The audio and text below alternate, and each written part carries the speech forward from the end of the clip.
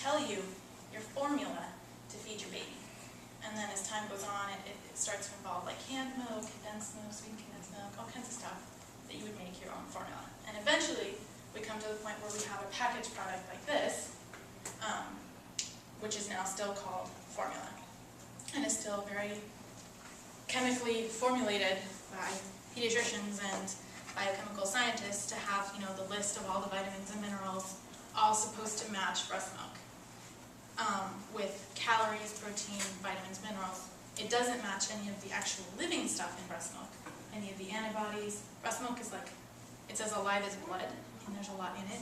And this is just the very, very, very bare bones. But that's where we get the idea of formula. And so, in the late 1800s, early 1900s, there's a lot of cultural pushes for white upper-class women to do a lot of things, like have babies in the hospital and do the scientific modern thing, like buy infant formula or go to a pediatrician who gives them a formula what to do. And so over time, this goes on further and further until people are emulating what wealthy white women are doing. And so maybe they're no longer actually wealthy white women, maybe they're poor working class white women or women of color are more and more doing what is the modern, highly advertised, highly promoted thing of using infant formula. So we get to the point in the 1950s, 1960s when almost all babies are exclusively formula fed in the US and in the developed world. And if they're not exclusively formula fed, they're at least very much formula fed or formula fed after a couple of days, a couple of weeks, a couple of months. They're going to be using infant formula. So in the ways of capitalism and the amazing ways that corporations can find a market, they're like, okay, we've capped this one out. We need to expand this market. And that's where we come into corporations like Nestle. Anybody heard of the Nestle boycott? Yes. Yeah. So Nestle boycott has been around for decades. And the Nestle boycott is because Nestle, the people that make Nescafe and chocolate and carnation milk products, and they actually control 40% of the baby food market in the world, which is a lot. There's a lot of baby food, both like actual baby food products like baby cereals, little baby milk products, infant formula. They control 40% of that. So it's an enormous market now. And they're the largest food producer in the world, food manufacturer. They don't necessarily grow food. And they are active in 80 countries now. So Nestle, seeing that this whole process works really well, you go somewhere, you find that you have a vulnerable population of people who really want to make a good choice for their children. So pregnant women and new mothers who really, really want to do the modern scientific right thing for their babies. You're going into places where women might be starting to work outside the home, or maybe they've always worked outside the home, but the way that that's happening is different. Maybe it's in a factory, maybe it's less accessible that they're actually able to nurse their children. And you're in a place where you have free reign of advertising and promotion. There's no one going to tell you what you can't do. So Nestle sees this like perfect storm in the third world in the 50s, 60s, 70s, and they start moving forward with that. And they start going into countries and doing such egregious things as not only would they do like go into a maternity hospital somewhere and give them lots of milk samples and say, this is the modern thing to do, this is what you should do. If you don't do this, your baby's going to be stupider and not do as well. They would actually be the Nestle employees who were not nurses would wear nurse outfits, like old school the little white dress with the little white hat. That's like absolutely a nurse's uniform that would universally be recognized as a nurse. The person would not be a nurse; they would be a Nestle employee, and they would be standing outside or standing inside the hospital saying, "Here you go. This is what you need to have a healthy baby." And have absolutely unfettered access to advertising and promotion anywhere means you can pretty much convince anybody. I mean, with enough advertising, even to someone who has a lot of knowledge or a lot of instinct, that the best way to feed their baby is themselves can be convinced otherwise, especially in a context where it's getting more and more difficult to,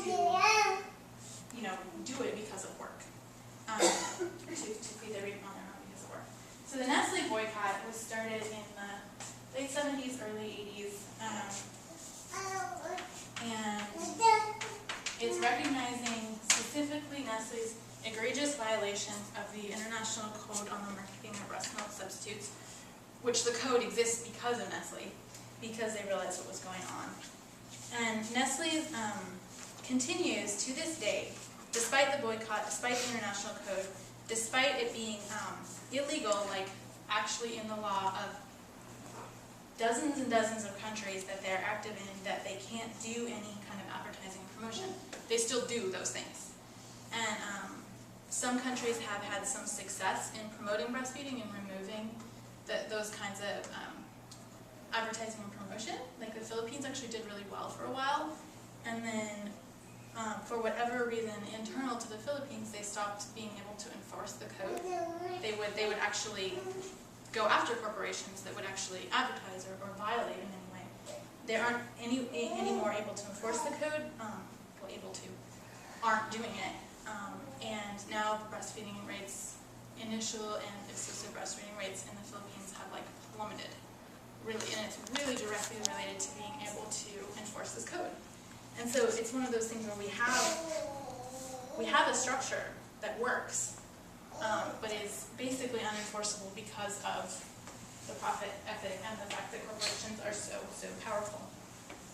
So that's some of the sort of global context of artificial baby milk, and why it's so specifically important in other parts of the world is if you don't have safe drinking water, feeding a baby with a powdered milk and unsafe drinking water, that baby is significantly more likely to die, period. It's not about like, oh, they might be obese when they're older, or some of the things that we talk about in the US. They're more likely to get asthma, some of these things that are a little bit more difficult to see in the long term, and you can kind of deny, well, my baby's, that's not going to happen to my baby. But in parts of the world where you don't have safe drinking water, it's just very simple. 1.5 million babies die every year because they are being fed artificial baby milk instead of breast milk. It's like, that's a lot of babies. So, meanwhile, we have this kind of understanding that it's complicated why people do or don't breastfeed, and then we start to add some of these really newer things that we're realizing that make the conversation even more complicated, like breast milk is one of the most biochemically contaminated substances in the world. That's creepy and disturbing, and that's because toxic chemicals generally will adhere to fats mostly, and so a woman will be absorbing the chemicals, the toxins in her world through her food, through the air, through her water, however she absorbs them, and stores them in her fat. And so a woman, from the time she is born, is going to be storing toxic chemicals in her breastfeeding fat stores, which are breastfeeding fat stores you have for the explicit purpose of being able to feed your baby in a famine. So women put specific breastfeeding fat stores in specific areas of their body, butt, hips, thighs. And those fat cells in those areas are not mobilized until a woman's breastfeeding. So she's storing toxins there for her entire life until she breastfeeds her first child. And then those toxins come out and into the breast milk and into that baby. So on the one hand, as this starts to come out, start to see about this in the news, people are like, well, stop breastfeeding. It's clearly like a dangerous and contaminated thing, right? Which, at the bottom line of that is, it's really simple. You don't stop breastfeeding, we stop destroying our planet with toxic chemicals. But that is one of the places that questions about the intersection of race, class, location are really, like specifically important, is because some of the places